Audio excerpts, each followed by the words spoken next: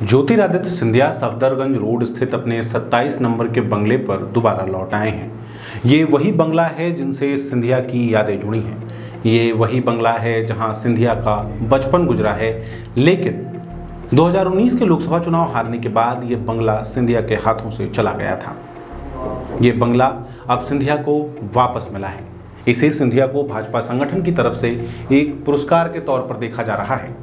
सिंधिया को भाजपा में आए लगभग 2 साल हो चुके हैं। इन 2 सालों में सिंधिया का व्यक्तित्व बदल गया है। इन 2 सालों में सिंधिया के रीति रिवाज बदल गए हैं। इन 2 सालों में ज्योतिरादित्य सिंधिया के काम करने का तरीका बदल गया है। नमस्कार, मैं सौरभ कुमार, आप देख रहे हैं आयुध और हमारे आज के इस वीडियो में हम इसी बात की पड़ताल करेंगे। हम एक नज़र देखेंगे कि आखिर आज से 2 साल पहले के सिंधिया और आज के सिंधिया में कितना अंतर है। क्या सिंधिया संघ के काम करने के तरीके और भाजपा के संगठन में अपनी जगह बना पा रहे हैं।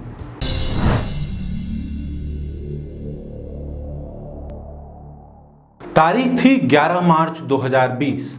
दिल्ली में भयंकर गर्मी पड़ रही थी, लेकिन इस गर्मी के बावजूद मीडिया के कैमरे और पत्रकार भाजपा कार्यालय के बाहर भीड़ लगाकर जमा थे। कुछ समय पहले ही उनके मोबाइल में एक नोटिफिकेशन आया था कि कांग्रेस के एक बड़े नेता भाजपा ज्वाइन करने वाले हैं और प्रेस कॉन्फ्रेंस कर मीडिया से बात करेंगे। सबको अंदाजा था कि ये नेता कौन है। कुछ दिनों पहले, कुछ घंटे पहले ही दिल्ली की सड़कों पे अपनी कार खुद चलाते ज्योतिरादित्य सिंधिया के वीडियो वायरल हो रहे थे। जब पत्रकारों से भरे खचाखच कमरे में ज्योतिरादित्य सिंधिया अंदर आए तो उन्होंने बताया कि कांग्रेस अपने वादे पूरे नहीं कर पा रही है। कांग्रेस में रह के वह यह महसूस नहीं कर पा रहे हैं कि वो जनता का काम कर पाएंगे, इसीलिए उन्होंने भाजपा ज्वाइन कर ली है। ज्योतिरादित्य सिंधिया वापस लौटकर भाजपा में आए थे। वो भाजपा जहां उनकी दादी ने राजनीति की थी, लेकिन सिंधिया की राजनीति हमेशा कांग्रेस की राजनीति रही है और कांग्रेस की पॉलिटिक्स के तरीके और भाजपा के पॉलिटिक्स के तरीके में बहुत बड़ा अंतर है। जब सिंधिया ने भाजपा ज्वाइन की उस समय ही सारे के सारे राजनीतिक पंडित इस बात का कयास लगा रहे थे कि आखिर सिंधिया भाजपा के इस तरीके में कितना ढल पाएंगे। आज जब सिंधिया को भाजपा में आए 2 साल से ज़्यादा का समय हो चुका है, तो आइए एक बार देखते हैं कि इन 2 सालों में कितना कुछ बदला है। सिंधिया फायर ब्रांड नेता हैं। सिंधिया जब मंच से बोलते हैं तो लोगों की तालियां नहीं रुकती। जब सिंधिया मंच से बोलते हैं तो उनका हर एक शब्द, उनकी हर एक बात प्रभावशाली होती है। लोगों की आंखें उनकी तरफ टकी रहती हैं।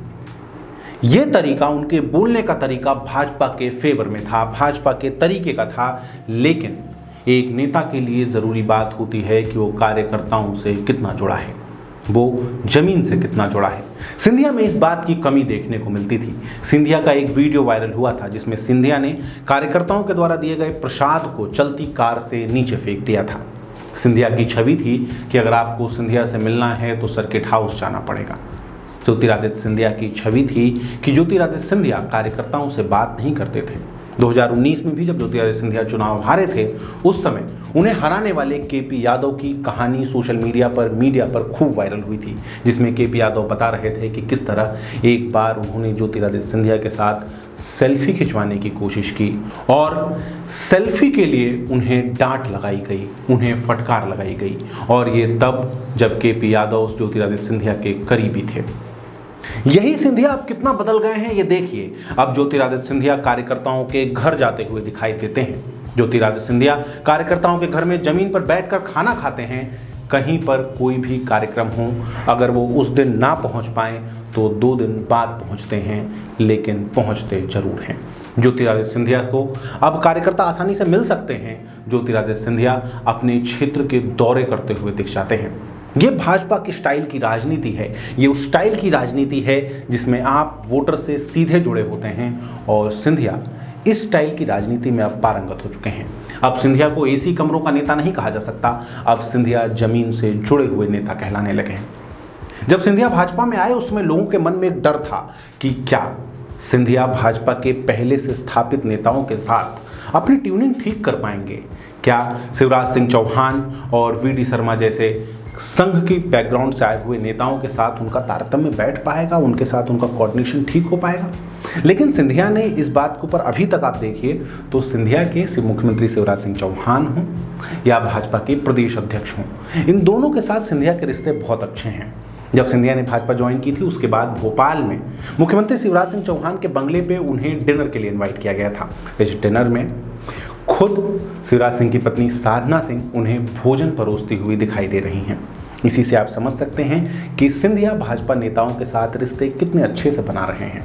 अभी भी सिंधिया आपको शिवराज सिंह चौहान या वी.डी. शर्मा के साथ जब मंच पर दिखेंगे तो मुस्कुराते हुए दिखाई देते हैं। ये बात कहीं दिखाई नहीं देती कि कभी ये दोनों नेता एक दूसरे के खिलाफ बयानबाजी किया करते थे। ये कहीं दिखाई नहीं देता कि भाजपा ने एक समय पर ये नारा दिया था कि बस करो महाराज, हमारे नेता तो शिवराज। अब भाजपा में सिंधिया पूरी तरीके से घुल मिल चुके हैं। एक समय पर जब सिंधिया मंच पर जाते थे तो कहते हैं कि वो कार्यकर्ताओं से हाथ तक नहीं मिलाते थे। ये सिंधिया का सामंती स्टाइल था, ये सिंधिया के राजघराने का स्टाइल था। लेकिन वही सिंधिया अब जब यूक्रेन और रूस के विवाद के समय भारतीयों को रेस्क्यू करने के लिए यूक्रेन पहुंचते हैं, जब उसके आस पड़ोस के देशों में पहुंचते हैं तो वो बैठकर स्टूडेंट्स के साथ बात करते हुए दिखाई देते हैं। सिंधिया बैठकर बच्चों के हालचाल पूछते हैं, उन्हें पूछते हैं कि उन्हें क्या तकलीफ़ है और ज़रूरत पड़ने पर उन्हें ये भी बताते हैं कि उन्हें दवा कौन सी खानी चाहिए।